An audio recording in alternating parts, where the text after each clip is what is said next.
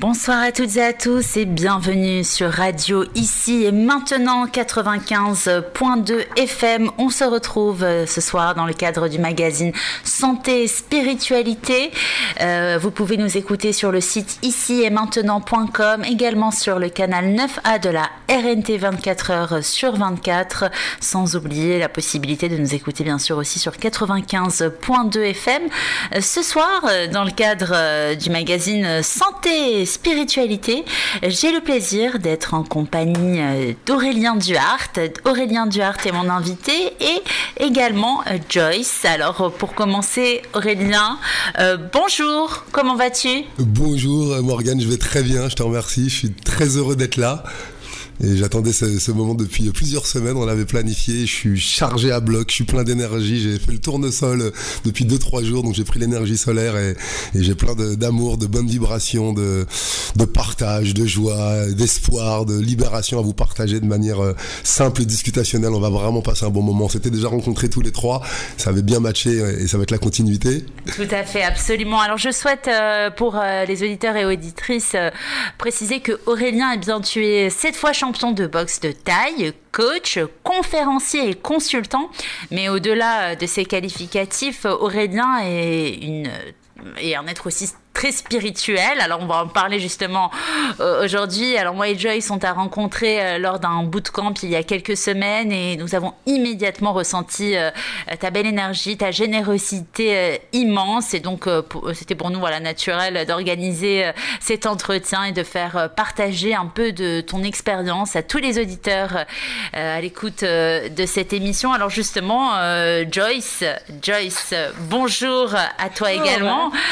J'ai le plaisir ce soir d'être en compagnie de Joyce, ma co-animatrice. Elle s'appelle donc Joyce et elle s'intéresse énormément au développement personnel, à la psychologie et à la spiritualité. Alors j'ai eu la chance et le plaisir de faire sa connaissance il y a quelques mois. Alors aujourd'hui, je suis ravie de la considérer comme une amie pleine de positivité et de joie de vivre. Joyce, bonjour à toi aussi. Bonjour Morgane, merci de m'accueillir sur ton magazine. C'est un honneur d'être à tes côtés pour cette interview qui me tient particulièrement à cœur puisque nous sommes récemment, comme tu as dit, liés d'une très belle amitié et nous avons partagé ensemble un coaching avec notre invité Aurélien Duhart et il partage les enseignements et les valeurs auxquelles je crois et auxquelles je pense, Morgane, tu es aussi attachée. Donc j'espère que je serai à la hauteur. C'est la première fois que je participe à l'émission, à l'animation d'une émission de radio. C'est une première. C'est un honneur, je le répète. Donc merci encore pour cette invitation.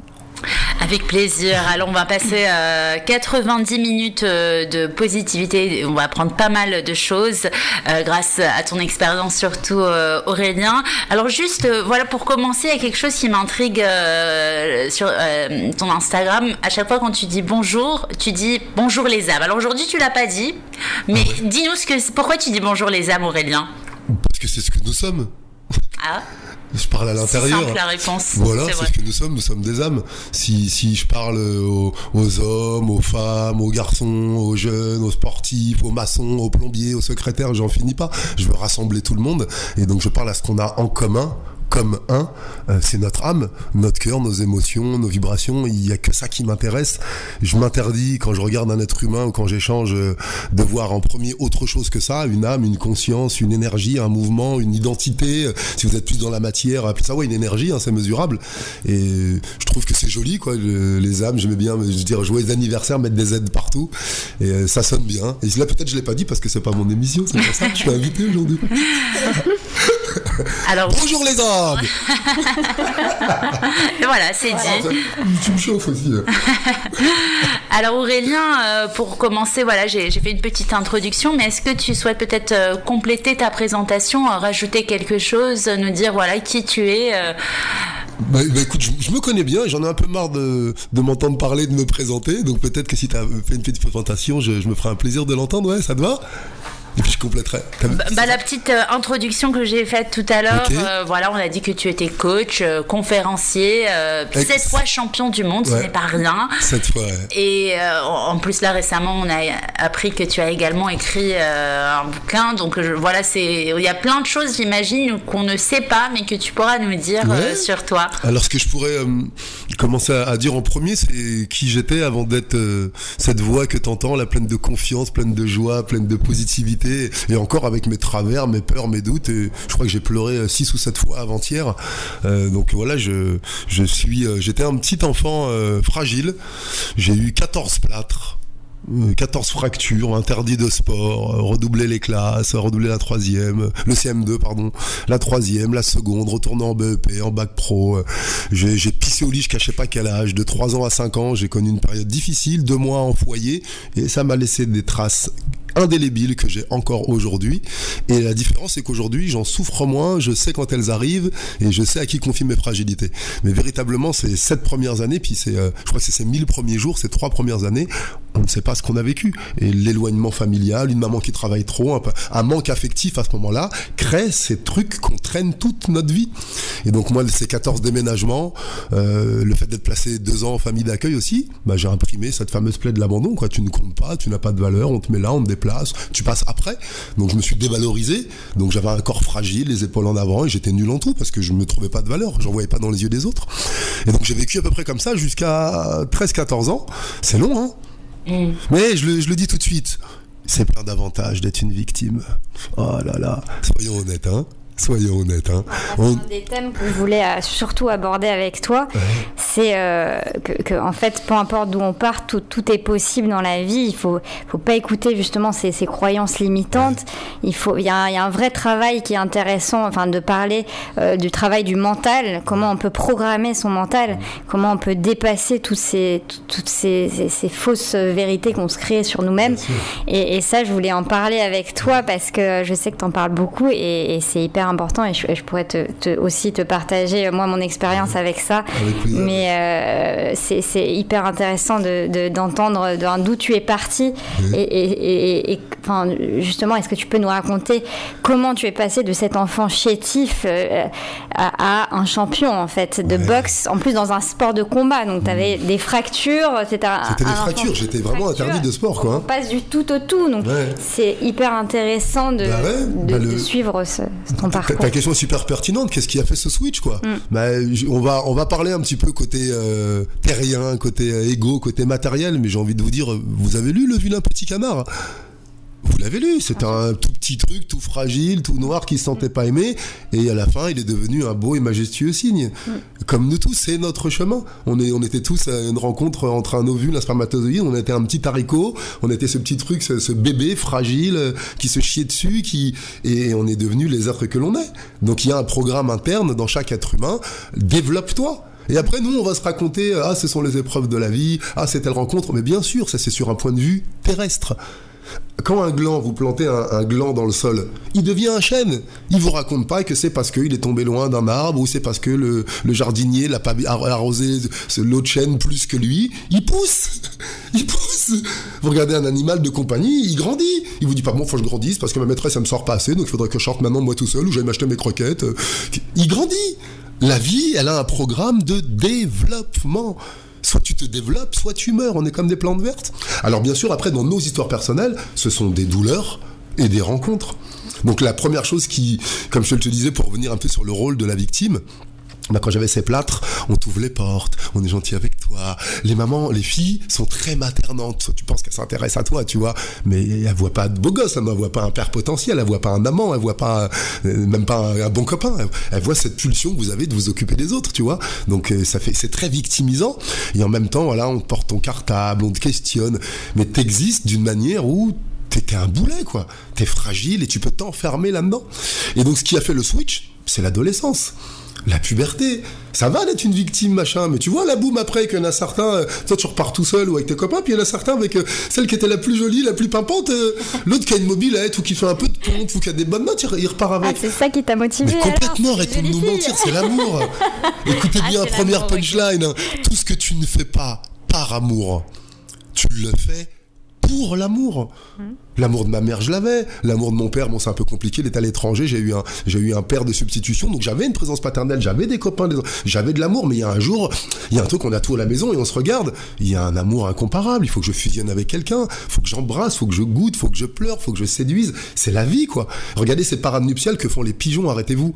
Mais on fait la même chose, nous, sauf qu'on l'a su, c'est pas que physique. Donc il y avait vraiment cet élan de plaire, d'avoir envie d'avoir une amoureuse, quoi. Et puis une rencontre avec une prof, Martine Gros-Georges, que je cite souvent, ça doit être en 5e, un truc comme ça, et qui me dit clairement, mais t'en as pas marre d'être une victime? Et cette phrase, en 1983, j'ai pris une claque, tu vois, on n'avait pas cette connaissance, nous, psychologie, de Cartman, les rôles, les sous-personnalités, on connaissait pas ça. C'est t'es une victime ou t'es un mec bien, quoi, tu vois. C'était vraiment enfermant. Et j'avais été regardé par ma mère, les gens autour de moi. Ah, il vient du Cap-Vert. Ah, s'il est fragile, c'est parce que peut-être là-bas, il souffre de malnutrition. Ah, il est en famille d'accueil. C'est toujours une espèce d'attention bienveillante et complètement rabaissante. Il est là, ce truc qui nous étouffe, cet amour braqué sur nous, comme dirait Christiane Singer, comme une arme blanche qui nous fige et qui nous empêche de nous épanouir. Et puis un jour, bon, allez, grandis maintenant, débrouille-toi toute seule. Mais ça fait 15 ans, vous me couvez, vous me dites que je suis pas capable, que vous repassez derrière moi, que vous me dites peu mieux faire, j'ai pas confiance, bon sang. Et donc ça a été la quête là de l'amour, l'envie de plaire, l'envie d'exister dans la classe. Souvenez-vous, faites un petit effort de mémoire. Qu'est-ce qu'on faisait pas pour exister dans la classe? Vous, c'était peut-être la dernière coiffure à la mode, le petit top, le petit haut, le petit mascara, et avant bien ça, la petite jupette. Revenons. Et nous, on est là, qui est-ce qui court le plus vite, qui est-ce qui va vous défendre, qui va vous apporter. On existe dans la classe. Et il y avait vos mythos, il y a la plus belle, il y a le meilleur, il y a le petit voyou. Et moi, c'était le malade. Et j'ai pensé que c'était définitif. Eh non, on n'est pas des yaourts, il n'y a pas de date de péremption. Le jour où j'ai décidé de changer, à 13 ans, 13 ans après, ça a pris 13 ans quand même. Et j'avais ma première ceinture de champion du monde autour du ventre. À 26 ans, en ayant commencé le kickboxing à 21 ans. Il s'en est passé plein de choses avant. La première chose, je crois vraiment, j'ai souffert. Je suis rentré dans ma chambre et vraiment j'ai eu mal, quoi. Pourquoi moi j'ai pas des filles qui m'écrivent des lettres? Pourquoi un manque? Un manque. C'est quand t'as tout, t'as pas envie de bouger, quoi. C'est vraiment ce manque qui nous fait. Il y a le désir et il y a le manque, tu vois. Souvent on va chercher, on passe notre vie à aller chercher ce dont on pense avoir manqué. Donc j'ai commencé le clown d'abord, à faire des blagues. À mon époque, on n'avait pas Internet. Donc quand on était en soirée, en boom, il fallait qu'il y ait quelqu'un anime, quoi. Si on n'avait pas de musique, des fois il y avait des disques, on avait marre d'écouter. Donc on racontait des blagues, on racontait nos histoires. Et j'avais remarqué que dans le salon, quand il y avait Stéphane Collaro, les imitateurs, tout ça, Thierry Leluron, Michel Leb, tout ça, les parents rigolaient. Waouh, mec qu'on connaît pas, il est là, il a l'amour de mes parents, lui il les fait rire, quoi. Moi il s'inquiète pour mes notes, il s'inquiète pour ma taille, il s'inquiète pour mes os, et je veux les faire rire. Et là t'entends une blague, tu la racontes, et tu vois ta mère qui sourit, quoi. Et tu vois ton papy qui se cache comme ça, et tu te dis, waouh, il y a d'autres manières d'exister. Donc j'étais le clown très longtemps. C'est pour ça qu'on se mettra au défi tout à l'heure. C'est pour ça que j'ai 300 histoires drôles dans la tête. Parce que pendant des heures, tu me donnes un mot, un thème, je te sors une histoire drôle. D'ailleurs, tout à l'heure, tu nous as raconté une petite histoire. Oui, voilà. Et donc il y a vraiment ça, cette quête de être à la vie. Qui je veux être, comment les autres me voient. On le prend pas dans l'équipe de foot. Quel regard ils portent sur moi en vérité. Je me sens pas illuminé, je me sens pas puissant, je me sens même pas je me sens pas vivre, quoi. Et donc arrive à cette adolescence où on dit qu'à 13-14 ans tu écoutes tout le monde et notamment tes parents, tu te calques au mode, et puis là arrive cette espèce de rébellion où tu vas écouter l'extérieur, d'autres modèles, et moi mes modèles ça a été les humoristes, ça a été un peu d'écrivains, je crois que je lisais pas mal, je voulais jouer un peu l'intellectuel, comme j'avais pas la force physique pour m'imposer dans mon quartier, c'était mieux que j'ai les mots. Ça m'a évité quelques cocards. Hein. Et donc il y a eu ça. Et puis la pratique sportive. Je voulais vraiment développer ce corps. Et où est-ce qu'il y a des mecs forts? À mon époque, c'était salle de karaté, salle de musculation. Et donc j'étais m'inscrire. J'ai fait cette démarche, après avoir souffert, de se dire waouh, de quoi j'ai besoin en vérité? De me rapprocher de gens qui ont ce que je veux. Qui est-ce que j'écoute? C'est la règle d'or du développement personnel. C'est la règle d'or de la vie. Qui est-ce que j'écoute? Uniquement ceux qui ont ce que je veux. Point. Pas ceux qui l'ont eu, pas ceux qui le rêveraient, pas ceux qui l'ont eu presque. C'est vraiment puissant. Donc aller au contact, et là tu mimétises, tu apprends des mouvements, et on te regarde différemment. Tu as un kimono, il y a une discipline, il y a un ordre, il y a surtout un père. un père. On est beaucoup de jeunes enfants, je crois, à avoir manqué de papa à la maison, et on dit ces jeunes perdus par manque de père et de repères. Sans vouloir enfermer nos différences, maman, tu l'endors un peu, hein. Voilà, tu signes, tu machin, va râler un peu, mais tu vas la bouffer ta tablette de chocolat en plus, tu vas gratter ta demi-heure. J'ai l'impression que des fois, avec un regard paternel à la maison, rien que ça, tu sors pas habillé de la même manière. Quand tu rentres à la maison, tu jettes pas ton cartable, il y a vraiment une différence. Je vous le dis, dans l'énergie, on l'a senti tout à l'heure avec le chien, t'as vu, hein. Des fois, le masculin, le paternel, comment dire, le protecteur, nourricier, pas le masculin blessé qui a violé, tué, conquis, pas ce masculin blessé, hein. Le masculin bâtisseur, protecteur, rassurant. Eh ben, quand t'as pas ça, tu manques de cadre, et tu manques d'assiduité, de discipline, de modèle. Et ben là-bas, dans ces lieux, il y en avait.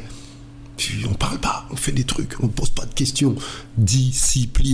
Discipliné, hein. Tu t'intéresses beaucoup à la psychologie. Là, tu parles de la figure du père.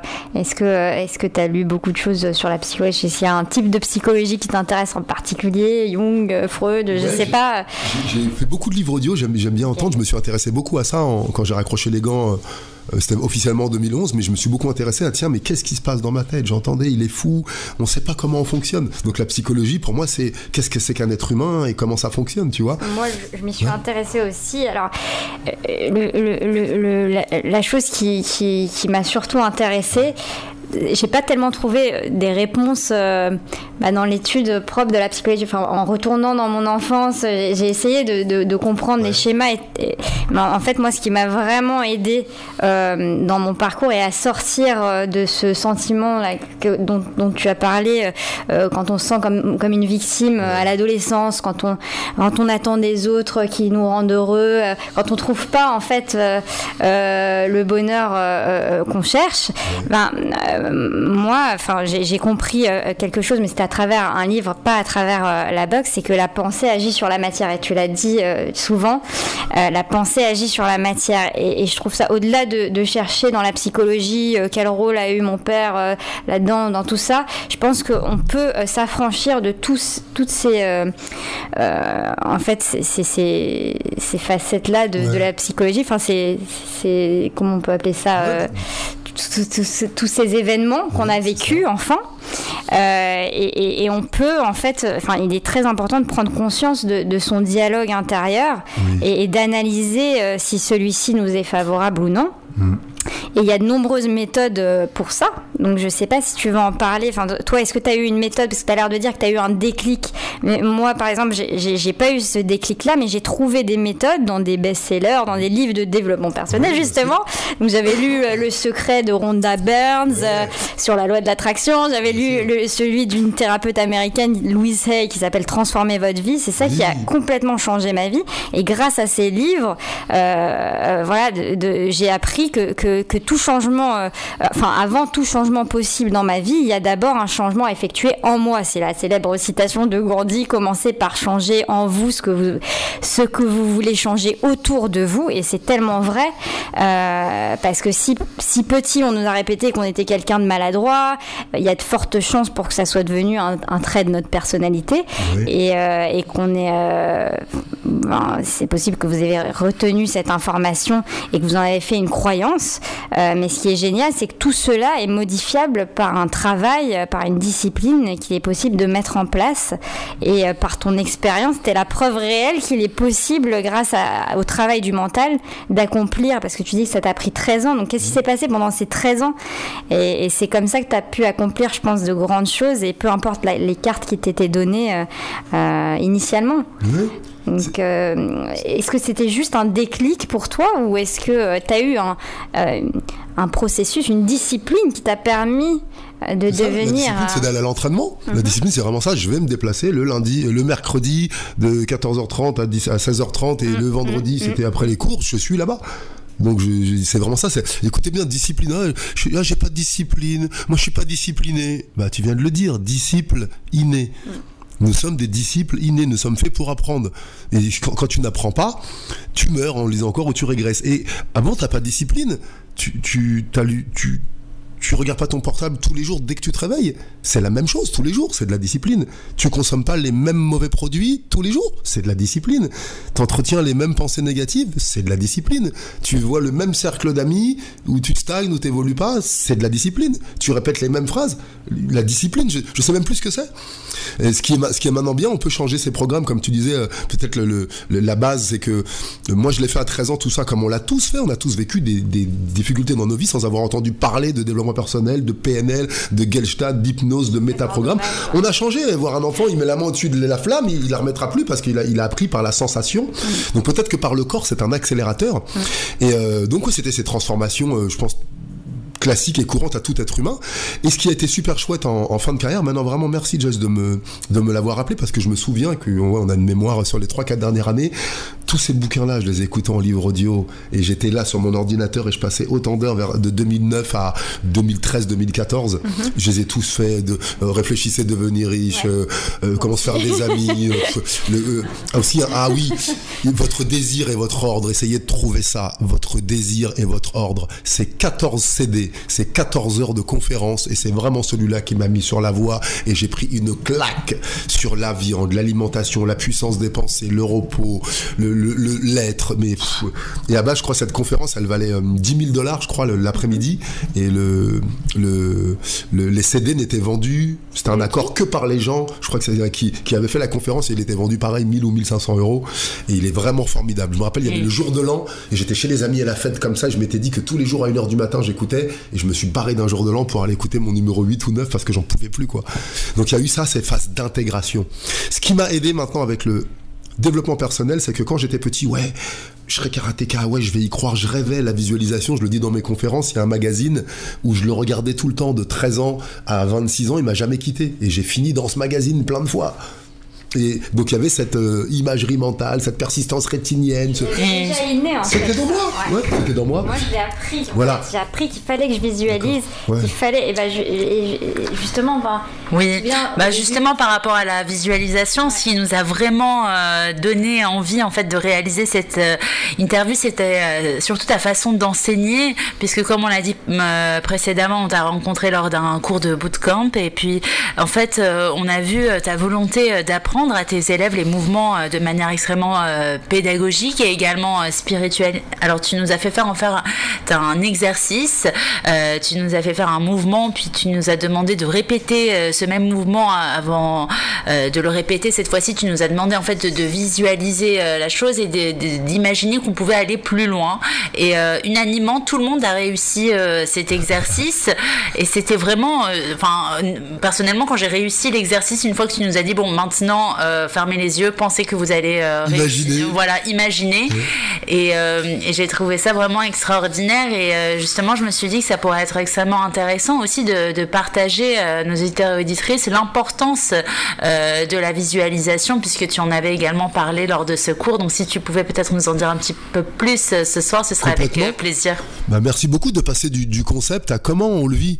Rappelez-vous qu'avant d'avoir, même Joyce avant toi de l'avoir appris, un jour t'as regardé une robe dans un dessin animé, un truc, tu l'as imprimé dans ta tête, tu l'as vu, tu y as pensé, t'as été au magasin, boum, elle a apparu, il y avait ta taille et ça marche pour tout. On a toujours fait ça, toujours. N'importe quel enfant de moins de 3 ans, il doute pas, il sait qu'à Noël il y a un cadeau, il sait qu'à Pâques il y a des œufs, il sait qu'au Ramadan il y a ça, il sait qu'à à Shabbat il y a ça, et il se pose pas la question, il suspend tout doute. Donc la première chose, bien sûr, c'est de se rappeler que ce process, t'as même pas à le pousser, il est en toi. C'est comme marcher. C'est pas toi qui as décidé un jour, bon, je vais marcher, un an, il serait temps que je marche, je vais utiliser mes 300 muscles. Tu marches, et après, tu peux améliorer ta marche. Est-ce que je pose le talon? Est-ce que je pose l'avant-pied? Est-ce que je pousse bien? Est-ce que je respire? Est-ce que mon dos est droit? Donc, tu peux mettre de la conscience. C'est tout. Mettons de la lumière sur ce qui se fait naturellement. Donc, tout ce qu'on apprend, on l'apprend par nos 5 sens. On a vu des expériences, children see, children do. On n'a pas fait ce que nos parents ont dit, on a fait ce qu'on a vu. Donc on voit, on entend, on sent, on touche, on goûte, et on apprend par des sensations, par nos 5 sens. Et le sens le plus sollicité, 80% des infos sont visuelles. c'est pas à cette génération que je vais le dire, vous êtes constamment souvent en train de regarder du nouveau, faut qu'ils regardent, les yeux sont toujours attirés, les écrans de publicité, les trucs, dans le métro, partout, au restaurant, on attire, on vole ton regard, c'est pas de l'énergie choisie, c'est de l'énergie captée. Donc les yeux apprennent énormément. Alors un des outils les plus faciles à faire une fois que tu as enlevé la négativité, c'est de voir, de te faire une projection visuelle, de fermer tes yeux, dire tiens, dans 3 ans, ou là, après ce cours de boxe, ou là, cette émission radio, ou là, ce soir, je vais coucher mes enfants, qu'est-ce que moi j'aimerais voir en vérité? Ah, j'aimerais me voir debout, le torse bombé, sourire aux lèvres, les mains détendues, avec son doudou dans les mains, et te voir. Ton inconscient, ton cerveau ne fait pas la différence entre une situation imaginée et une situation réellement vécue. Mais pour ça, il faut aller faire du sport, il faut le ressentir. Ce qu'on avait fait l'exercice, c'est à rester sur place, à imaginer sur un mouvement que je serais plus souple. Tout ce que ton cerveau peut imaginer, ton corps peut le réaliser. Et des fois, immédiatement. Rappelle-toi quand tu cours ou quand tu dis « Ah, je vais me casser la gueule », c'est pas longtemps après que tu tombes. Parce que tu crois fort. Il n'y a pas de... Peut-être que je vais tomber. Est-ce que si je vais me péter la gueule, tu fais une affirmation, tu y crois, tu as toutes tes chutes du passé dont on t'a bien dit, ne tombe pas, ah ça t'a fait mal, ah regarde t'as déchiré ton vêtement, on a ancré une mémoire forte sensoriellement avec tes 5 sens sur la chute, la punition, peut-être le manque de câlin, où on t'a mis du rouge qui faisait mal, et t'as ancré la mémoire de l'échec, de la chute. Donc quand tu penses à l'échec et à la chute, t'as aucun doute. Donc ça se produit très très vite. Et maintenant, pour ce qui est positif, peut-être, je sais pas, on y met des freins, tout simplement. Donc de visualiser effectivement, de se servir... la première chose à faire vraiment, nettoyer votre corps. J'ai essayé la visualisation de m'asseoir à méditer, mais je foutais la merde dans le cours comme en classe.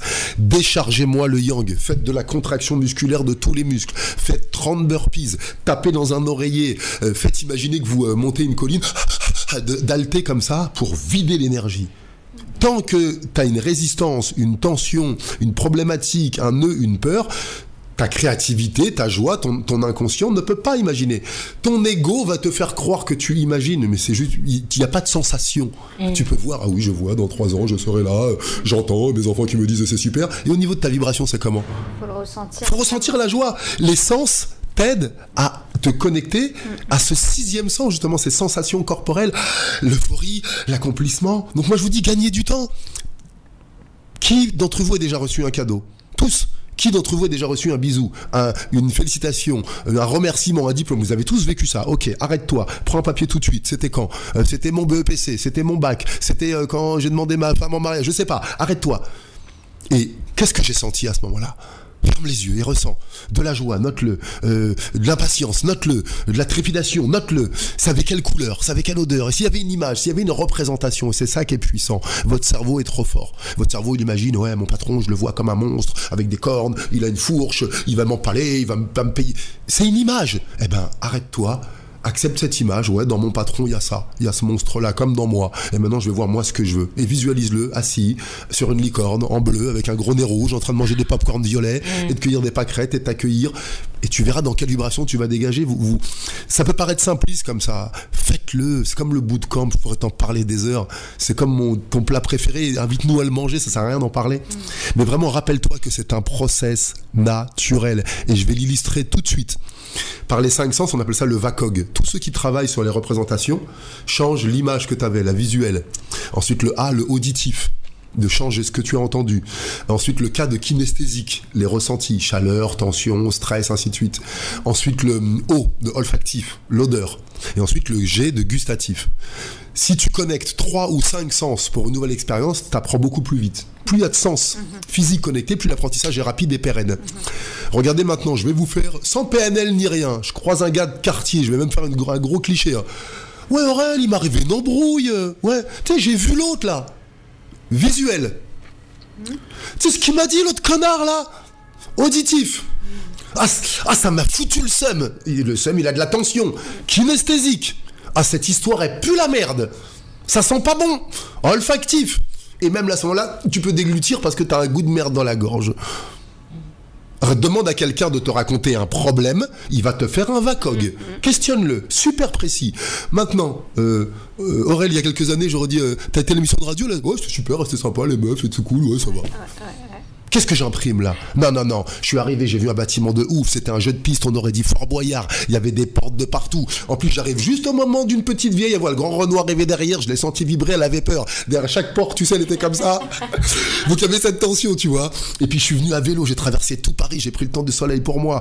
Et là, voilà, je suis arrivé. Il y a eu un échange avec le chien, le dalmatien. Je m'en souviendrai. Tu vois, même son nom et sa couleur. Et c'est tout ça. On a allumé de l'encens, on s'est fait un petit rituel. Je veux imprimer ce souvenir aussi fort que si j'avais foiré l'émission, si j'étais arrivé en retard, j'aurais imprimé un souvenir dense. Parce qu'on a 3 émotions négatives. C'est plus facile pour nous. Parce qu'on a ce putain de cerveau reptilien et cette éducation à la peur qui nous font aller être attirés par le négatif, raconter le négatif, se passer le relais comme ça, et on s'étonne qu'ils prennent toute la place après.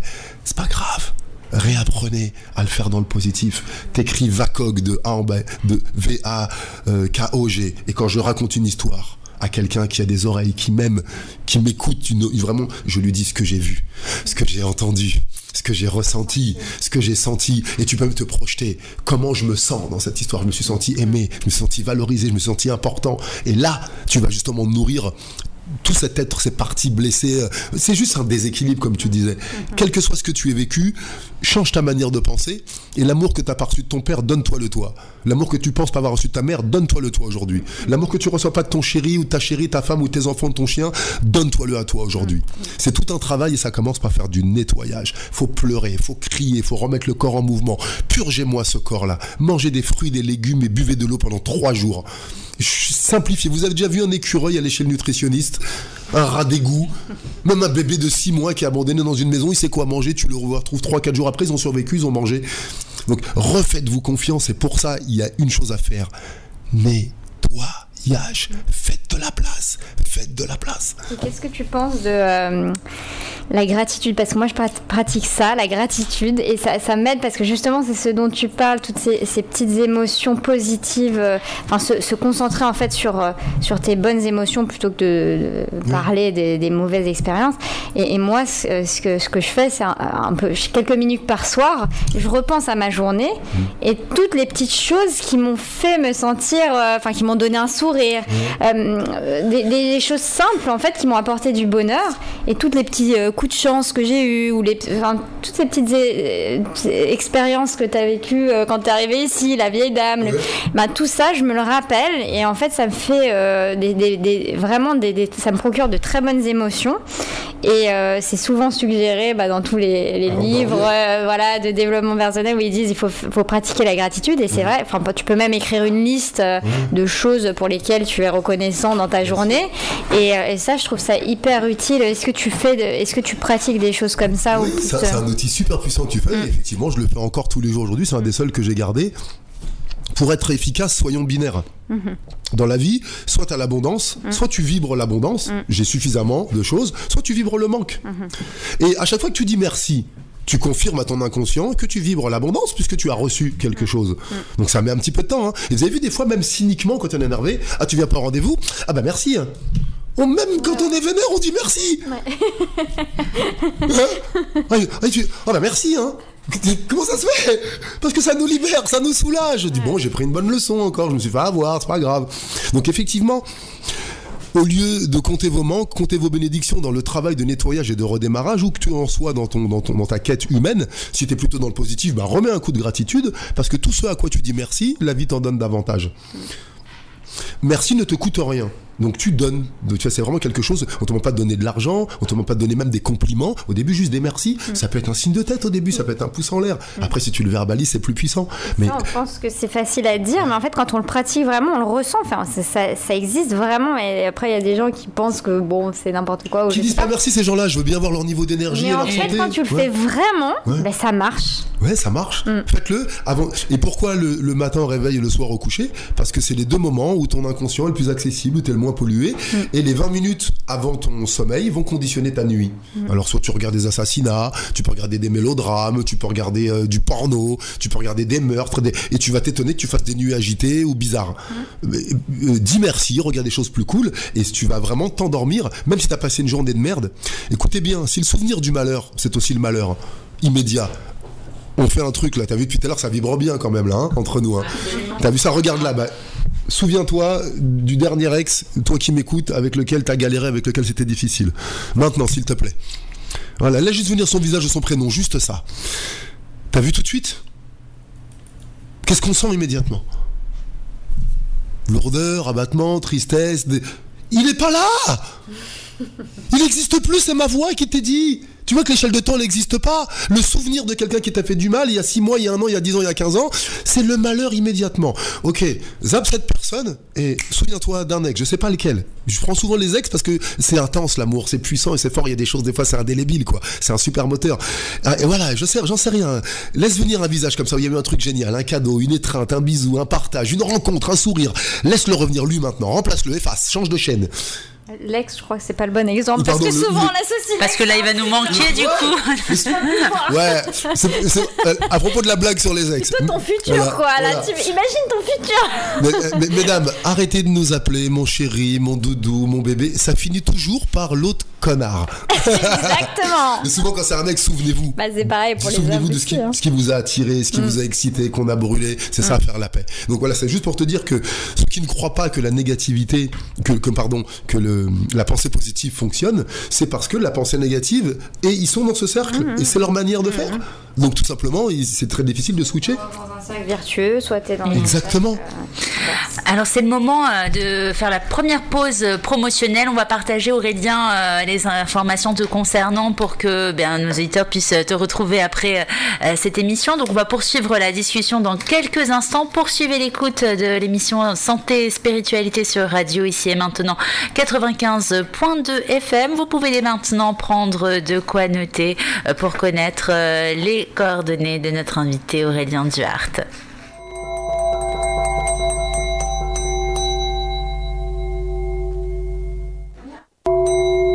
Vous pouvez retrouver Aurélien Duhart sur Instagram en cherchant Aurélien Duhart _coaching. Notre invité, je vous le rappelle, est coach, conférencier, 7 fois champion du monde, mais pas seulement. On apprend à le connaître tout au long de cette émission. Donc vous pouvez également, pour vos différentes demandes, vous adresser à lui par email en lui envoyant un email à l'adresse mail suivante à duhartcoach@gmail.com. Donc c'est la lettre A suivi de Duhart, DUARTE, coach, COACH@gmail.com. Donc voilà, vous avez l'adresse email et son compte Instagram. Je répète, le compte Instagram c'est Aurélien Duhart, tout attaché. Ensuite coaching. Voilà donc les différentes informations afin de retrouver notre invité après cette émission. Donc l'adresse email à duhartcoach@gmail.com et le compte Instagram.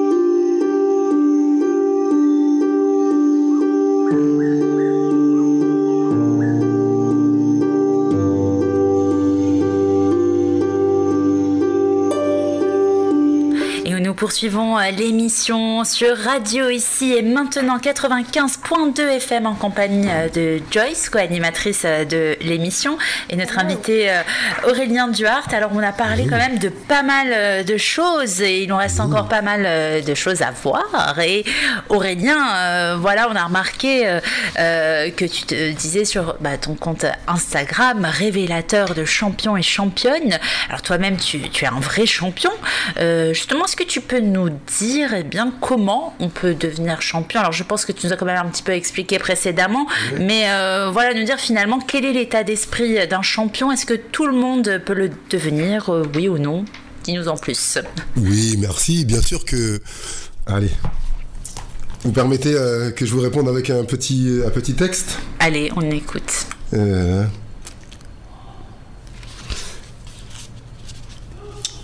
Tu sais, avoir des ceintures de champion, ça veut pas dire que j'en ai plus que toi sous la ceinture.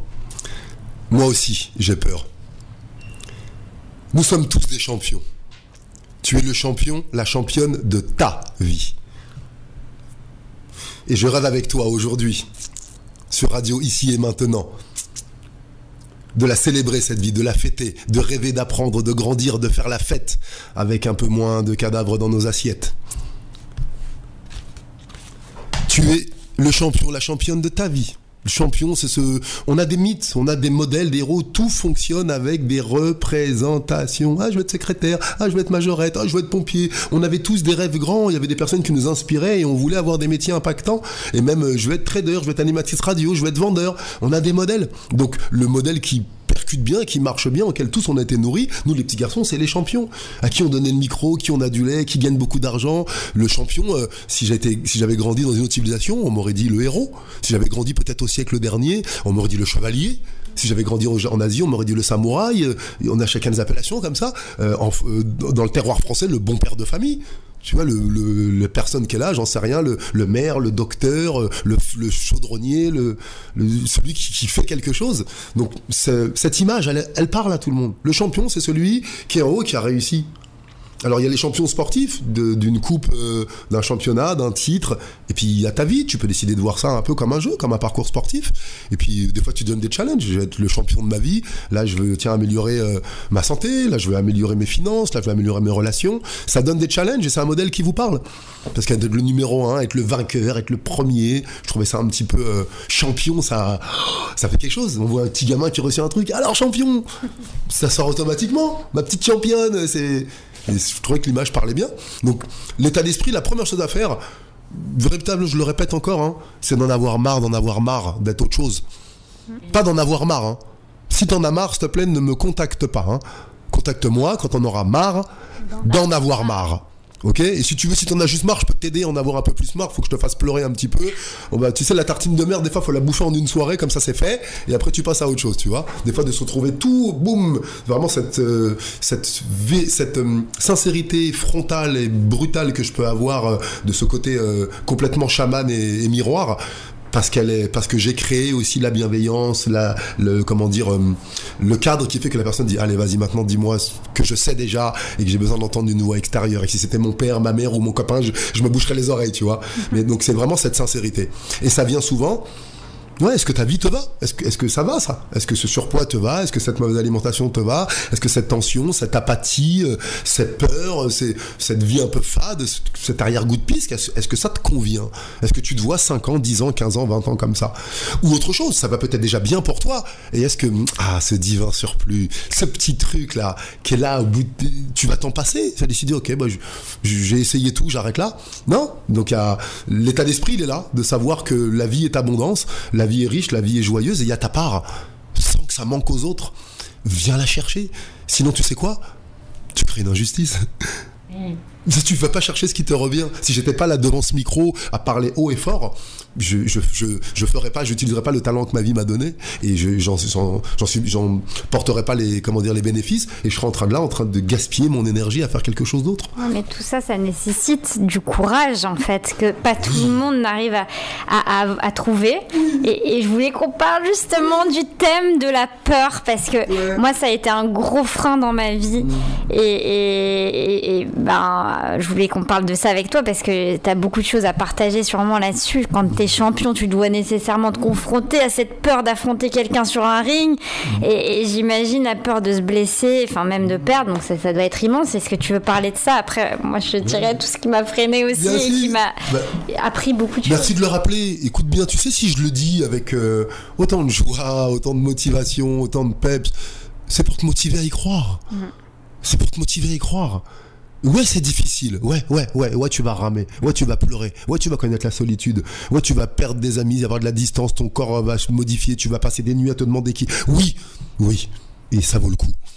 Et tous les jours là, à stagner, à faire la même chose, cette souffrance acceptée parce qu'on est nombreux à avoir la même, est-ce que c'est pas plus douloureux? C'est encore plus douloureux. Donc oui, comme tu l'as dit, Joyce, ça demande du courage. Découpons le mot. Courage, le cœur à l'ouvrage. Si ça marche pas, c'est parce que tu fais avec ta tête. Pour ça que ça marche pas, je vais te descendre d'un étage. On va éteindre ce vélo, ce truc, ces concepts, ces dogmes, et puis cette autoflagellation et cette manière qu'on a de se rabaisser. Non, c'est pas moi, tous ces tics verbaux, tous ces trucs. Passer un bon coup de Karcher sur une terrasse dégueulasse depuis 150 ans, en une après-midi, elle est propre. Donc il y a vraiment cette idée de oui, c'est difficile. Et tu sais quoi? T'as besoin d'être accompagné. Ah, Aurel, mais t'es coach, on a toujours eu des coachs. Ton premier coach était ta mère. Qui t'a regardé avec les yeux de l'amour, qui t'a dit je crois en toi, je t'aime, et ton père, les gens qui étaient au-dessus de ton berceau, qui t'a applaudi quand t'as marché, quand t'as tenu ta fourchette, tenu ton biberon, enfilé tes chaussettes, fait ton lacet, fait un premier trait, un premier dessin. À chaque fois, t'avais des coachs autour de toi, des formateurs, des mentors, des guides. T'avais un cercle de personnes. Tous ceux qui ont dit je me suis fait tout seul. Je vais le faire les deux manières. De toute façon, je me suis fait toute seule. Ouais, moi j'aurais personne, je me suis fait tout seul. Va dans une soirée, va te cacher, menteur, menteuse que tu es. Sans les autres, tu serais mort. Qu'est-ce que vous racontez là? On est entouré de modèles, de guides, et des fois quand tu bloques, c'est que tu as besoin de quelqu'un qui passe une passerelle, un regard non jugeant, une énergie, quelqu'un que tu peux partager quelque chose que tu as envie de préserver ta famille, ou ça les regarde pas, tu vois. Donc cet anonymat, et puis aussi tout simplement l'énergie que la personne a. Donc faites-vous accompagner. Si des fois vous y arrivez pas, vous avez besoin d'un petit coup de pouce. Je te reprends mon exemple. Tous les 15 jours, j'appelle quelqu'un. Que ça aille ou pas, j'ai quelqu'un qui vérifie que je suis pas trop parti dans mon ego, en train de me raconter que moi je vais super bien et que c'est à mon tour de sauver la planète, quoi. Non, j'ai un paquet de casseroles au cul en ce moment et je travaille avec, je me fais accompagner régulièrement. Et cet après-midi, je me suis fait accompagner d'une manière complètement naturelle. J'ai un petit bout de jardin que j'avais pas trop entretenu avec le froid là. J'ai demandé de l'aide aujourd'hui, je suis allé voir un copain et j'ai bêché, j'ai coupé, j'ai ramassé des feuilles et j'ai demandé de l'aide, et il m'a parlé de végétation, de nature, il m'a appris les noms des plantes. Je me suis senti aimé, je me suis senti éduqué, je me suis senti plus intelligent, je me suis senti utile. J'ai appris des choses, et parce que ce matin j'avais envie de me sentir accompagné.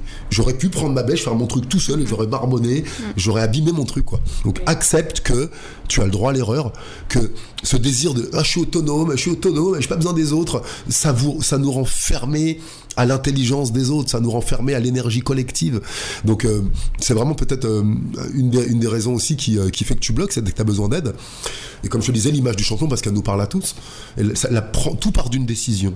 Décide, voilà, à partir d'aujourd'hui, ok, je suis un champion. Ouais. Je suis une championne, mais un autre mot si ça te parle plus. Je suis, j'en sais rien, je reprends les rails de ma vie, je suis le capitaine de mon navire, je suis le maître de mon destin, je suis la reine de mon royaume, appelle ça comme tu veux, mon chéri, ma chérie, mets le nom que tu veux, ce sera le meilleur. Et après, on va trouver des choses communes. Le champion, qu'est-ce qu'il fait?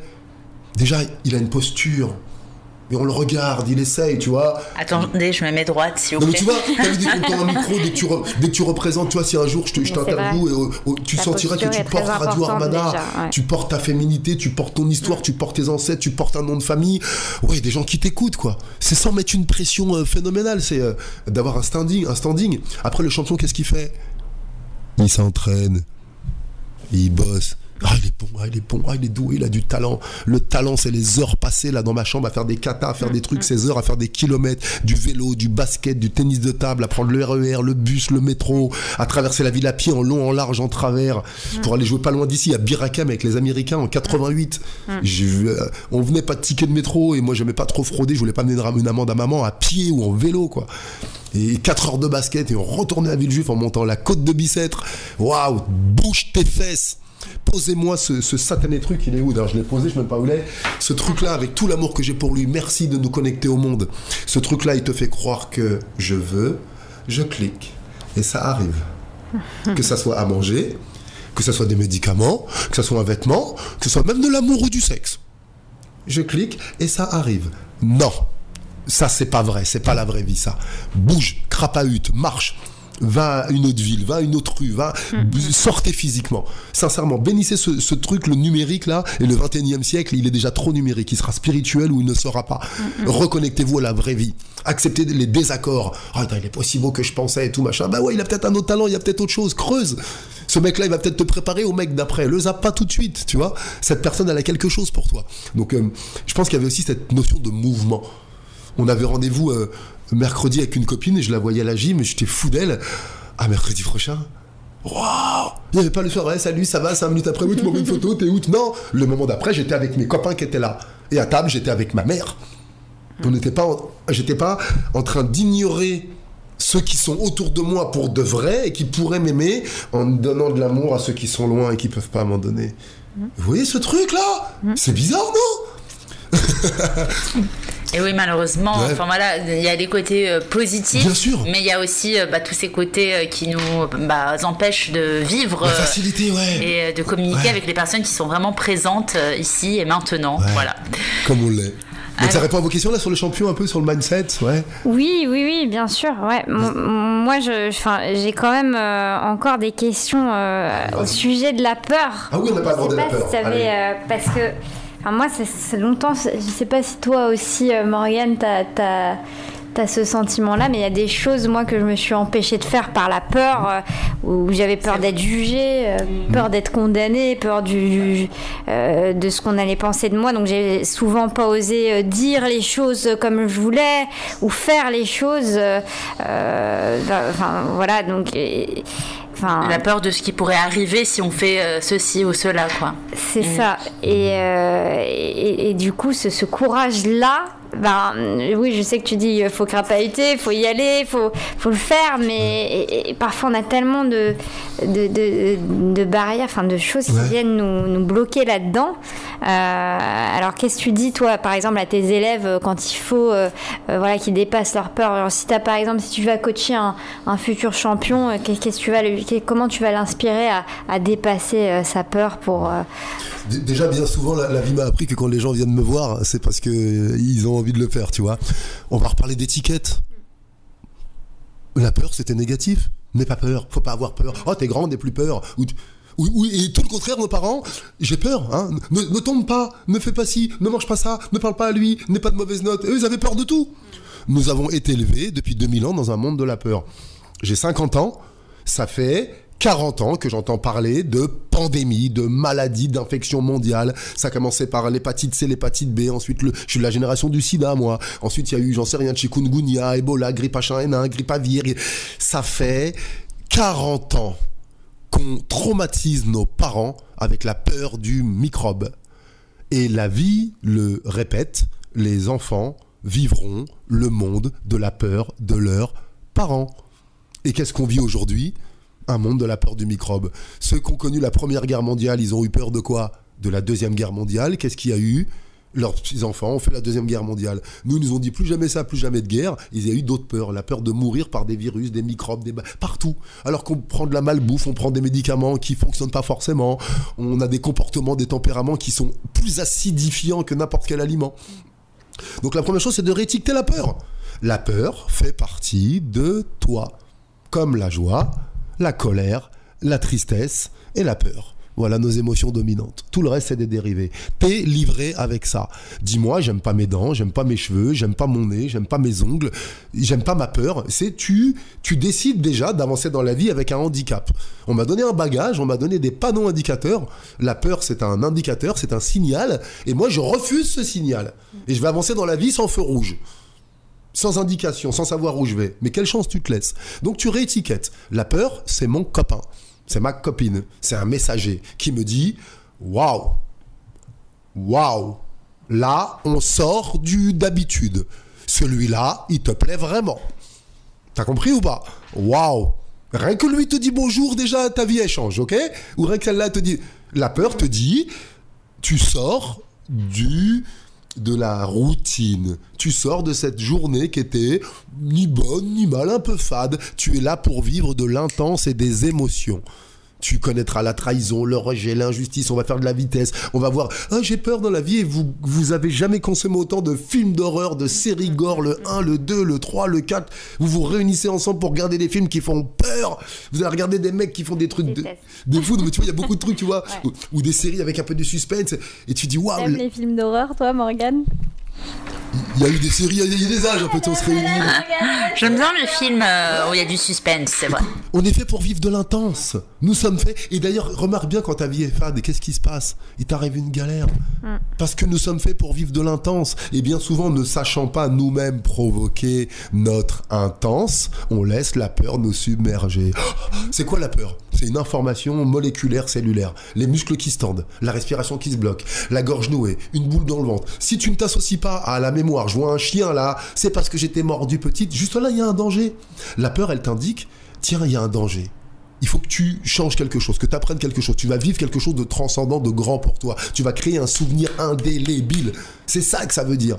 Alors maintenant, qu'est-ce qu'elle te demande ? Arrête-toi et détends tous les symptômes physiques de la peur. Les mâchoires, la barre des sourcils, les trapèzes, les mains. Écarte tes pieds, stabilise-toi, redresse-toi, respire. Accueille cette peur à partir d'une autre posture. T'accueilles un monstre, là chez toi avec lui, s'il vous plaît, excusez-moi. Non, mes parents, ils sont pas là, je suis toute seule, j'ai 12 ans, monsieur. Non, ouais, on est là, on est 4. Et tu sais quoi, si tu rentres, on va te fracasser la tête. La peur, c'est un messager, mais qui l'accueille ? Qui tu es quand la peur arrive ? Est-ce la petite fille modèle ou le petit garçon adapté ? Est-ce l'intrépide complètement inconscient ou la fofolle qui va après se plaindre ? Ou est-ce la personne qui dit « Waouh, il se passe quelque chose pour moi, je change de symptômes physiques. » Et maintenant, brûle ta peur dans le feu de l'action. J'ai peur de nager, faut que t'ailles dans l'eau. J'ai peur des chiens, faut que t'ailles dans un chenil. J'ai peur des chevaux, faut que t'ailles voir des chevaux. C'est tellement vrai. Ça te dit quelque chose ? Moi, toutes les rares fois où j'ai osé sortir de ma zone de confort et où j'ai réussi à dépasser ma peur, peu importe l'issue, j'avais le sentiment d'avoir été si fière de suivre mon cœur que ces moments-là, c'est les meilleurs souvenirs de ma vie. C'est des phénomènes de dépassement de soi qui valent de l'or. T'en aurais un en particulier ? Ma sœur, elle faisait du trapèze il y a quelques années et elle m'a proposé, une fois j'étais venue la voir à un entraînement et elle m'a proposé de monter, de venir d'essayer le trapèze volant. Wow. Et moi, j'étais pétrifiée. Il fallait monter sur la petite échelle à 7 mètres de haut sur une passerelle. Et en plus, t'es pas attaché quand tu montes. Tu montes marche par marche. Une toute petite échelle. Et moi, j'avais trop peur de monter. Et donc, tout de suite, j'ai dit non, je le fais pas. Je me sentais pas capable. J'avais vraiment peur de tomber. Mais une partie de moi en avait extrêmement envie parce que je les voyais là se balancer dans les airs, ils semblaient libres, voler comme ça me faisait rêver, moi ça me donnait envie. Donc après beaucoup d'hésitation, j'ai essayé de monter à l'échelle, je suis marche par marche, je pleurais. Mon cerveau me disait non, redescends tout de suite et en fait j'ai réussi à monter. Et le fait de l'avoir fait, alors que mon mental m'ordonnait de redescendre, ça m'a enseigné énormément de choses sur moi et sur ma capacité à pouvoir faire des choses dont je me sentais pas capable. Et ça m'a procuré une des meilleures sensations de ma vie. Et c'est là qu'on comprend que on a vraiment un salopard en nous. C'est ça, c'est Henri de Montfort là. Je sais plus, j'avais entendu ça il y a pas longtemps. On a un vrai salopard en nous qui nous bride et à nous de le tuer, quoi. Donc gâche la vie, ouais. Le tuer, le terme est un peu fort et merci mais beaucoup de choses pour ce partage. Regardez ce qu'elle a dit, c'est parce que cette expérience qui m'a fait pleurer et douter, qui m'a fait imprimer un des souvenirs les plus intenses et les plus indélébiles de ma vie, qui m'a confirmé que j'étais forte. En plus la comparaison avec la sœur, tu vois, je vois au moins comme toi, je suis à ton niveau, j'honore ma sœur. La fierté à vaincre sans péril, on triomphe sans gloire. Faut parfois aller se chercher des défis, à faire ce que tu fais bien, un peu tous les jours, tranquille. Comment tu jubiles? Et là, qu'est-ce que tu fais? Tu voles la vedette aux autres, tu regardes des séries où c'est les autres qui sont géniaux, où tu poses des questions. J'étais un peu ça dans mon quartier, ou même pour la mère de mes enfants, j'avais l'impression d'aller vivre de l'extraordinaire, et qu'après elle adorait que je raconte. Je dis mais toi aussi j'ai envie que tu développes ton extraordinaire à toi, et puis imagine le tien et le mien ensemble, qu'est-ce qu'on va faire, quoi, tu vois. Donc la peur, c'est vraiment ça, c'est un messager, une rencontre, que tu vas vivre quelque chose. Accueillez ça et remettons un peu de douceur. Si vraiment petit, à l'âge de 5 ou 6 ans, t'as été mordu dans ta chair ou t'as reçu une baffe, il y a des traumas physiques qui sont très durs, il peut y avoir un blocage. Comment tu identifies ce qu'on appelle une plaie de l'enfance? C'est qu'il y a 3 manières de reconnaître. 1, c'est prévisible. Tu sais de quoi t'as peur. 2, c'est disproportionnel. Excusez-moi les filles, je vais encore le faire. Ah, une guêpe! C'est disproportionnel, c'est une petite bébête où tu vois, la voiture. Ça peut être un truc où le chien il est à 5 mètres, il est attaché par un mec de. Tu vois ce que je veux dire? C'est disproportionnel. Et la 3e phase, l'impuissance. Quand le stimuli arrive, t'as peur. Et là, c'est que dans ces fameux 1000 premiers jours, il s'est passé un truc où, même si ton cerveau veut dire que ta mémoire inconsciente, tes muscles, tes cellules, tes glandes, ça a imprimé quelque chose. Il faut aller nettoyer ça. Donc ne vous flagellez pas si certains trucs dont vous avez fortement envie vous font envie et que vous bloquez, c'est que justement là il y a un blocage là-dessus. Donc il y a peut-être un accompagnement, un travail de précision au laser, d'aller changer les souvenirs et d'aller rassurer pour revenir dans un plan un petit peu l'enfant intérieur, ce petit garçon, cette petite fille qui a été traumatisée par cette expérience. Et comme au jour d'aujourd'hui notre ego, notre mental, il se sert de l'expérience passée douloureuse pour projeter un futur douloureux aussi. Donc au présent, il ne peut pas faire l'action. Donc c'est vraiment ça, il peut avoir ça. Mais vraiment, quand tu le dis, la peur, c'est ce qui vous fait grandir, qui vous fait avancer et qui vous fait frétiller. On met les masques, on se sourit. Ça va? Oui, tranquille, oui, normal, nickel. Vous avez vu ce truc-là? C'est fade. Allez chercher de l'intensité dans votre vie en faisant un nouveau sport, en parlant à une personne inconnue, en tentant de l'escalade. Tout est sécurisé aujourd'hui, vous blesserez pas, vous êtes attaché. Mais juste de vivre ça, tu vas confirmer, waouh, aujourd'hui j'ai eu ma dose d'intense. Qui en plus... Est-ce que tu continues à le faire, toi, maintenant, toutes ces choses-là pour te challenger et dépasser tes peurs? Tu fais quoi, par exemple? Qu'est-ce que j'ai fait dernièrement? J'ai eu très souvent l'incapacité de parler à des personnes inconnues. Quand j'étais petit, les gens venaient à moi. Après, quand j'étais champion, les gens venaient à moi. Donc, mine de rien, je sais pas aller aborder un inconnu ou une inconnue. Quand j'ai besoin de demander l'heure ou un brick. Pour moi, tu vois, le mec qui est monté 7 fois sur le ring. En fait, Moi qui est monté 7 fois sur le ring, des fois, je peux avoir besoin de quelque chose. Je m'en passe toute la journée parce que j'ose pas le demander. Donc, j'ai cette plaie aussi, tu vois. Donc, sinon, qu'est-ce que j'aime bien faire? Marcher seul dans la nature, partir seul, pas savoir où je dors. Je suis beaucoup parti avec les parents. Tu sais où tu dors. La colonie, tu sais quand tu pars, tu sais quand tu reviens, cette aventure guidée où tu vas aller en Espagne, en Grèce ou en Italie, manger la même chose, te lever à la même heure. Donc j'aime bien vraiment les changements. Je pars là 3 jours chez un pote, après je sais pas où la vie me mènera, je fais ça l'été. Je découvre des nouvelles régions. Parce que j'étais 23 ans en couple, donc tout prévoir, le maxi cosy, les trucs, là on va là, ce sera le goûter chez Tata, il y a peu de place à l'imprévu. Donc je crois que dans ma vie, j'ai décidé de laisser de la place à l'imprévu. Et puis aussi dans mes combats, dans 8 semaines, je boxe. Je sais qui je boxe, je sais où je boxe. Et pendant 8 semaines, tout est mesuré. L'alimentation, la course, la muscu. Il y a peu de place pour l'imprévu, à part ce qu'on appelle les sparring, au moment où on boxe vraiment.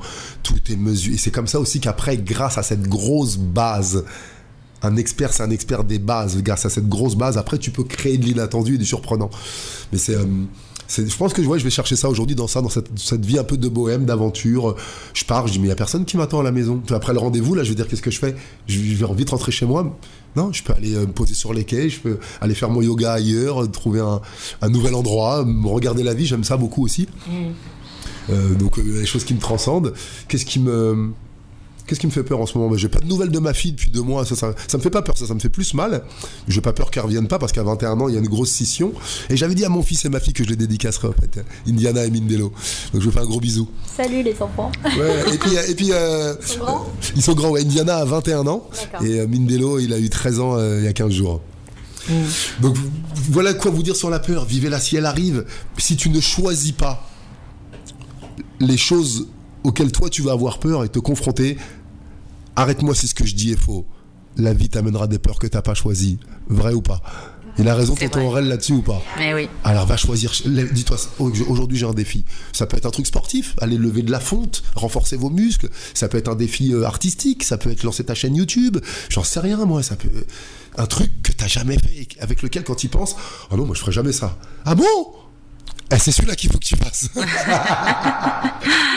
À chaque fois que je prends une douche, je me fous un petit jet d'eau froide parce que ça me rend plus forte. En plus, c'est bénéfique de se mettre de l'eau gelée sur soi. Ouais. Donc je me dis, ça me sort de ma zone de confort. Donc je me mets un jet d'eau froide chaque fin de douche et je me blinde comme ça. Je me dis, allez, t'es fort, Fatih.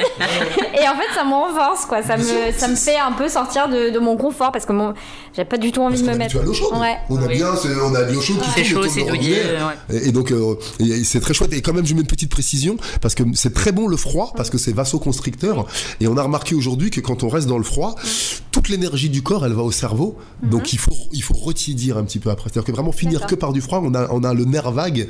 On le savait pas, c'est très fréquent parce que le Wim Hof, le froid, je l'ai fait aussi, les bains de glace.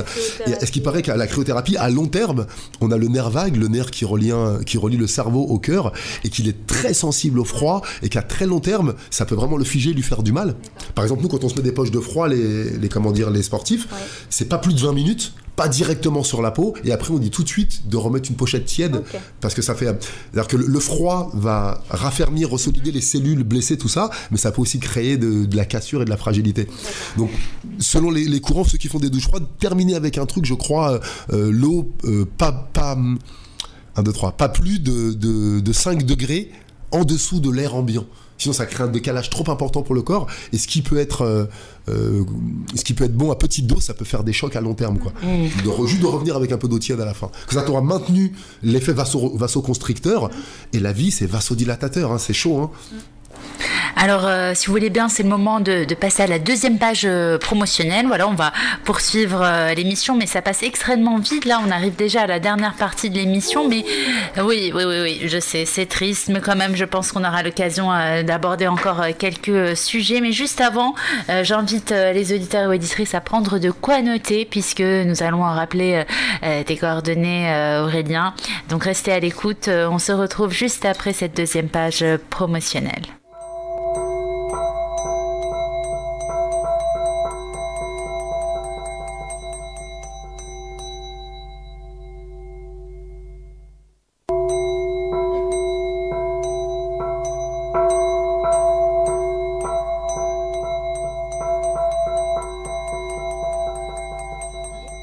Alors voilà, maintenant que vous êtes à l'écoute de cette deuxième page promotionnelle, je ne l'ai pas dit tout à l'heure, mais vous pouvez retrouver le livre de notre invité Aurélien Duhart qui s'intitule Un autre regard sur aux éditions thebookedition.com.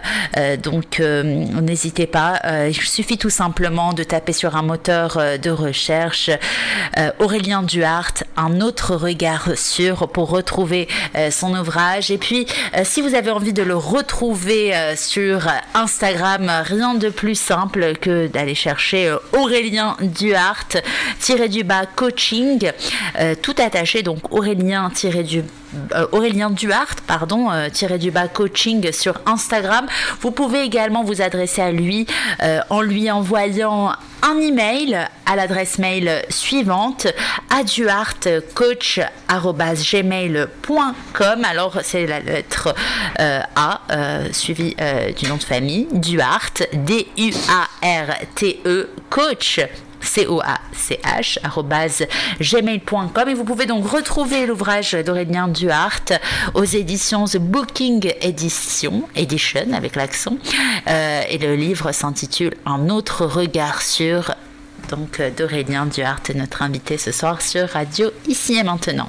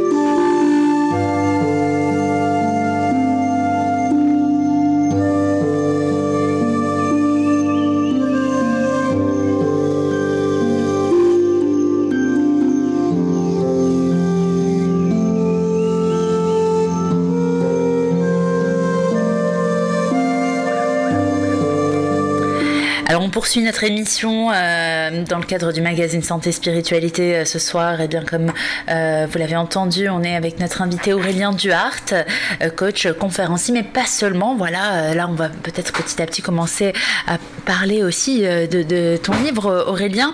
Également à côté de moi Joyce, co-animatrice de l'émission. Alors Aurélien, c'est celle qui a des cheveux. Voilà. Qu'on nous différencie. Pour les gens qui nous regardent sur ici-et-maintenant.com. Joyce, c'est celle avec les cheveux, et Aurélien avec un petit peu moins de cheveux. Voilà. Je te prête des cheveux, Aurélien. On a une question d'auditeur, c'est par rapport justement à un auditeur qui te regarde sur notre site ici-et-maintenant.com, qui regarde l'émission via le live. Par rapport à ton collier, l'auditeur se demande combien de perles tu as autour de ton cou et pourquoi. Est-ce que ça a une signification, ce collier, Aurélien ? Alors, ça n'a pas de signification, hein, c'est pas un mala ou un truc comme ça, comme j'en mets souvent. C'est un collier africain de je sais plus quel pays, parce que l'Afrique c'est large. Hein. C'est des perles de bois. J'aime bien le contact à la nature. On est dans un monde très plastique, très béton, tout ça, et vraiment d'avoir du bois sur soi. J'avais ce petit tic quand je boxais, il fallait que je touche du bois avant chaque combat. Et donc il y a 30 perles, j'ai compté, mais je sais pas là du tout la signification. Ce sera moins un objet décoratif. Si quelqu'un a plus d'informations dessus. Et ce qui est intéressant, c'est que souvent on croit que c'est des graines ou c'est des billes de bois, c'est des bouts de bois qu'ils ont menés. C'est super agréable à porter, c'est chaud, c'est vivant. Et je sens vraiment quand je l'ai pas, quoi, au-delà du poids. Je sens vraiment. Je pense que l'auditeur a peut-être pensé au collier bouddhiste avec 108 oui, je vois. perles. J'en ai porté souvent ceux-là, je les pète tous. Je sais pas ce que j'ai, j'en ai eu qu'on m'a ramené du Bhoutan, d'Inde, qu'on a fabriqué, et à chaque fois ils pètent. Alors, encore une question d'auditeur, voilà, puisque c'est vrai qu'on échange aussi avec nos auditeurs qui appellent au 08 92 23 95 20, mais là, voilà, c'est une question d'auditeur sur le forum de la radio. Aurélien, quelles sont tes formules de coaching ? Mes formules de coaching. Ouais. Alors, en coaching individuel, mes formules, c'est un accompagnement entre 3 et 5 séances. J'ai rarement vu quelqu'un me voir plus. Parce que j'ai pas envie de créer de dépendance, et s'il me voit plus, c'est que je suis pas bon. Hein. Il y a un moment, je veux pas créer de dépendance. Le but, c'est de rendre les personnes autonomes. C'est un coaching physique ou non, là tu parles d'un coaching coach de vie, coach mental. Je ne fais plus de coaching que physique depuis 2011, je crois. C'est chaque fois que j'ai une personne en B2B et qu'on commence à boxer. Quand tu libères le corps, que tu le veuilles ou non, tu libères l'esprit, l'âme et tout. Okay. Et comme ton âme, ton esprit sait que je peux recevoir et que je peux accueillir et t'inviter à réveiller ton énergie, donc ça lâche tout. Donc bien souvent sur les cours de boxe, on boxe 10 minutes, ça suffit. Si tu voulais des bons profs de boxe, contactez-moi, j'en ai plein. Mais si tu viens me voir moi, c'est clair que c'est pas que pour faire de la boxe. Donc c'est une écoute. Bah, c'est intéressant de le savoir. Qu'est-ce que tu viens faire chez moi ? T'es là, tu veux un coaching. Qu'est-ce que tu viens soigner ? Qu'est-ce que tu veux vraiment ? Quel est le frein ? Et ensuite, où est l'énergie ? Quel est le blocage ? Et souvent, je travaille beaucoup là-dessus, sur le frein, que ça soit la peur, le manque de confiance, le regard de l'autre. Souvent, la peur, c'est que le frein, c'est quoi ? C'est de la rancune, de la haine de soi. Je m'en veux, j'aurais dû faire ci, j'aurais dû faire ça, je suis pas assez ci, je suis pas assez ça. Ou sinon, de la haine à l'extérieur, de la rancune à la vie, mon père. Une fois que tu as nettoyé un peu ce passé, tu as nettoyé l'image que tu as de toi, ça fait comme si ta chape de béton, le plomb que tu avais, le frein, la barrière qui n'existe que dans ta tête, boum, elle saute. Et imaginez cette heure et demie qu'on a passé ensemble, 1h30 en travaillant avec plein d'outils différents que je ne nomme pas, parce que les outils seront en fonction de la personne qui est devant moi. C'est individuel, c'est de la haute couture, c'est complètement personnalisé et donc je peux pas vraiment dire ce qui s'y passe. En tout cas, la chose, c'est 1h30 d'accompagnement et derrière ça, repartir avec plus d'espoir, plus de bien-être, une orientation claire et surtout un nouveau énergétique bien plus haut, avec des suivis alimentaires, de mouvements, on a parlé ça, les gratitudes, des petits exercices pour entretenir tout ça, hein, parce que j'en ai eu marre de faire le sauveur, hein, avec les gens qui viennent te voir une fois par mois pour, faire cette séance un petit peu magique, et ça épuise l'accompagnateur. Et puis quelle image ça te donne, toi ? Je préfère t'accompagner, d'être acteur d'un processus plutôt que consommateur d'un résultat. Ensuite, pour les tarifs, là c'est pareil. Ils t'appelleront, les auditeurs, et ils en sauront plus. Les auditeurs m'appelleront, et c'est vraiment ce que j'offre, c'est un voyage transformationnel. Comment te débarrasser, comment éradiquer, comment supprimer définitivement un trait de caractère, un blocage qui te pourrit la vie jusqu'à aujourd'hui. Et est-ce que tu es prêt à investir financièrement, physiquement, du temps aussi pour faire le boulot, parce que c'est pas moi qui vais le faire, hein, sur les intercessions, pour rendre ça pérenne, durable et, comme je le dis, en faire même hériter tes enfants. Parce que si on a hérité des plaies de nos parents, si nous on travaille dessus, imaginez alors que les enfants font aussi leur chemin à faire, hein, ce sera beaucoup plus facile pour eux. Donc voilà ce que je propose. Et aussi des accompagnements collectifs. J'interviens dans des collèges, là je suis intervenu pour l'EM Lyon, pour Entrepreneurs dans la ville, pour des entreprises, où on réunit un collectif de personnes et on travaille sur un point particulier. La dernière fois c'était l'éloquence et la confiance en soi, ça peut être l'énergie du mouvement, ça peut être la dépollution verbale, ça peut être l'empathie, ça peut être un challenge, le team building. Donc vraiment là je viens, on fait un petit audit, on écoute vos besoins et je fais une demi-journée, une journée ou 2 jours en fonction du temps ou du budget pour vraiment aller travailler en profondeur et renvoyer une équipe au travail ou même une famille avec quelque chose de beaucoup plus confortable, de plus joyeux, de plus vivant et de plus vibrant. Eh bien, je te remercie pour ces explications, Aurélien. En effet, quand même, il était temps que tu nous expliques un peu l'accompagnement que tu proposes aujourd'hui. Alors, on a, pendant la pause promotionnelle, parlé très vite fait du livre, mais tu peux nous en dire plus? Qu'est-ce qu'on peut retrouver dans cet ouvrage? Ouais, alors ce livre, il date un petit peu déjà, il est écrit en 2018, et donc ce qui est très fort dans cette histoire, c'est que j'y croyais pas du tout, hein. Nul en orthographe, j'ai toujours adoré écrire, hein, des poèmes. À l'époque, avant Internet, on avait les machines à écrire ou les lettres manuscrites, hein. Et la mère de mes enfants et toutes les chéries ou potentielles ou telles que j'ai voulu draguer, c'était par lettres. Donc j'ai toujours aimé écrire, mais c'est pas pour toi, tu fais des fautes d'orthographe. Donc j'avais vraiment ce gros trauma. Et ben voilà, j'avais peur d'écrire. Et ben le fait d'écrire un livre, ça m'a aujourd'hui, je fais des posts. Quand les gens ils disent il y a des fautes d'orthographe, je dis corrige-les, ça t'occupera parce qu'apparemment t'as que ça à faire. Je le fais exprès d'en laisser. Hein. Très bien. Et donc ce livre, j'ai rencontré Sylvain Attic, un jeune écrivain, je crois qu'il doit avoir une 30aine d'années maintenant, qui a déjà écrit une dizaine de bouquins, aussi sur The Book Edition. Et il est venu voir une conférence. Aurélien, faut que tu laisses une trace écrite. Il y a 100 personnes qui m'ont dit ça. Faut que tu laisses une trace écrite. Mais je suis dans l'instantanéité. Les gens, ils ont peur aujourd'hui. Ils écoutent la radio. Lire un livre, écrire un livre, faut se poser, s'isoler. C'est pas mon truc. Donc j'ai essayé plein de fois, dictaphone, ça marchait pas, j'ai essayé d'écrire, ça marche. C'est pas le temps, c'est pas le timing, c'est la volonté des autres. Les gens veulent lire un livre d'Aurélien Duhart, ok, mais Aurélien n'a pas envie d'écrire. Donc je me suis respecté, j'ai pas écrit, et comme par magie, j'ai attiré quelqu'un, comme il y avait une demande et que j'avais quand même l'envie, mais pas les compétences, qui a écouté une 30aine d'heures de conférences comme ça, qui a noté un peu mes sujets de prédilection, mes punchlines, les mots qui revenaient, qui m'a fait un tableau Excel énorme avec une classification, les enfants, la famille, l'éducation, le sexe, l'alimentation, tous les thèmes de la vie. Et ensuite, un peu comme moi j'en parlais, comment je les illustrais, une histoire drôle, une métaphore, un fait scientifique. Et on a fait des phrases qu'on a mis bout à bout, et on a créé 4 ou 5 textes.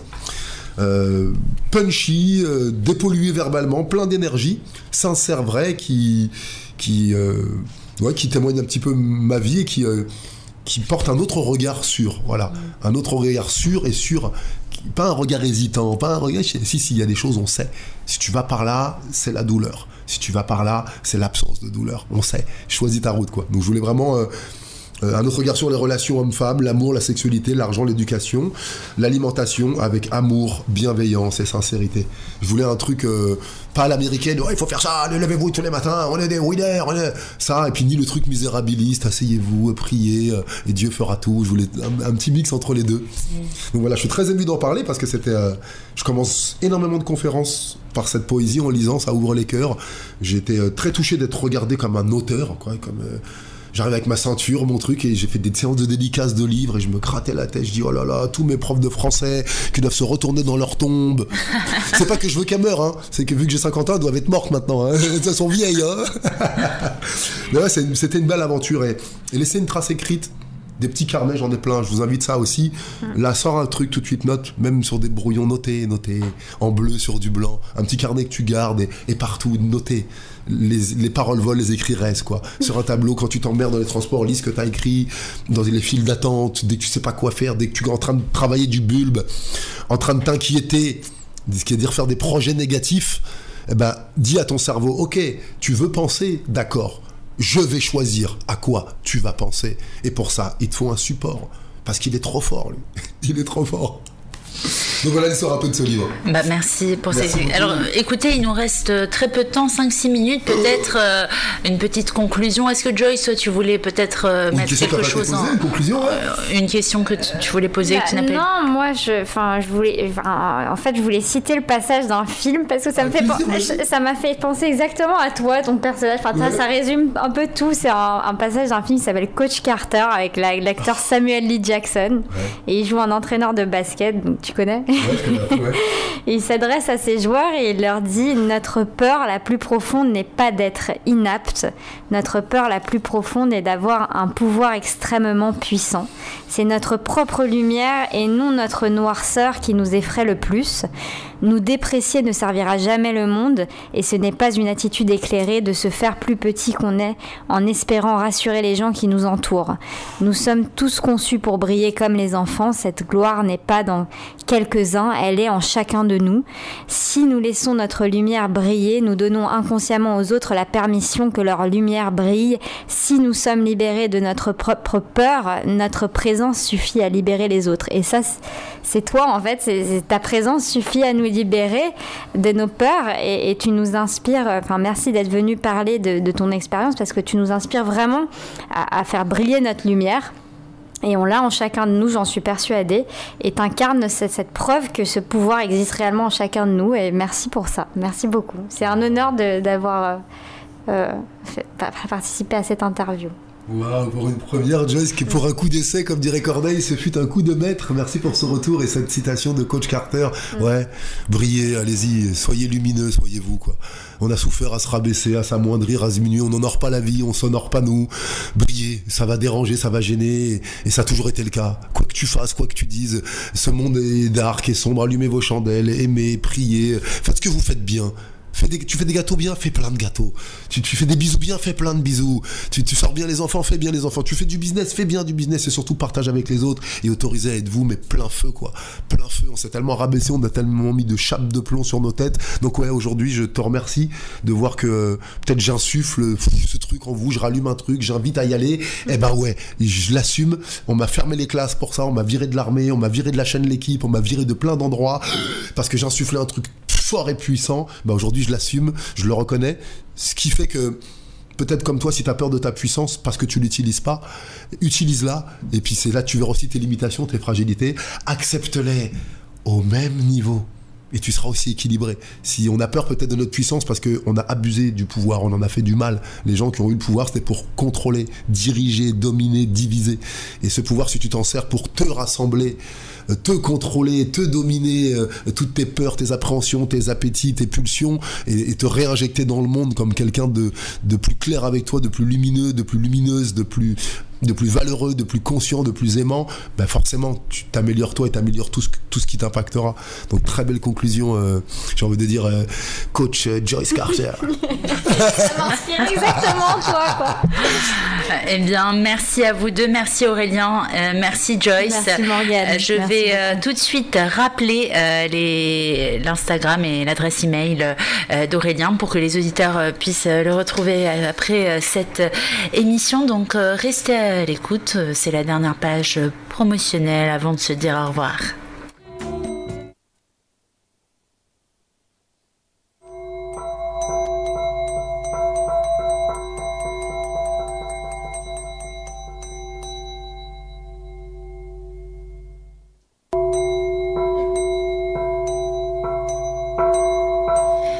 Ce soir, dans le cadre du magazine Santé et Spiritualité, on était en compagnie d'Aurélien Duhart.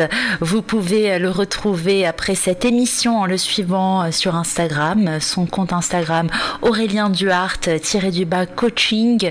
Aurélien Duhart tout attaché, donc _coaching. Vous pouvez également lui adresser un email à l'adresse mail suivante, duhartcoach@gmail.com. Duarte, D-U-A-R-T-E, coach@gmail.com. Vous pouvez retrouver son livre, Un autre regard sur, aux éditions thebookedition.com. Donc vous pouvez retrouver le livre de Aurélien Duarte aux éditions thebookedition.com.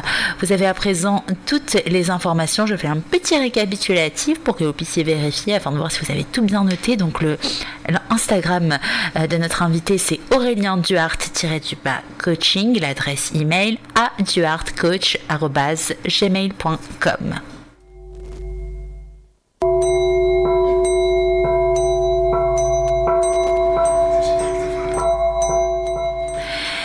Et oui, je suis désolée, mais c'est vraiment la fin là de l'émission. Aurélien, Joyce, merci beaucoup. Merci pour votre présence. Merci pour ce moment qu'on a passé ensemble.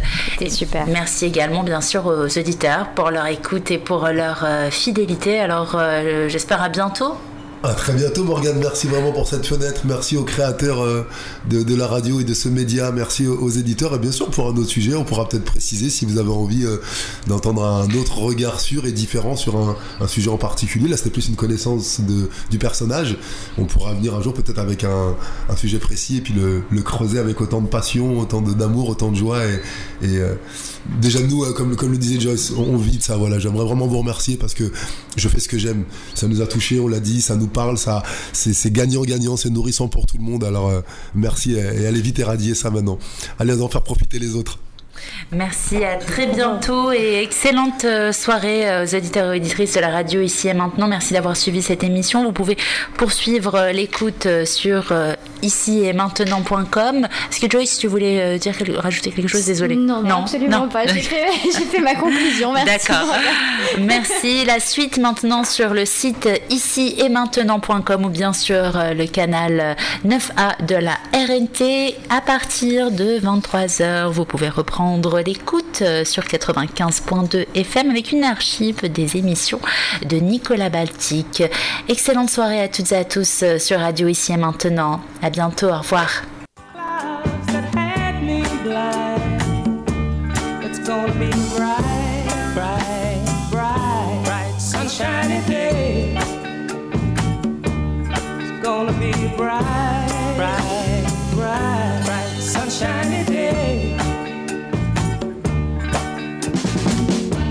I think I can make it now, the pain is gone.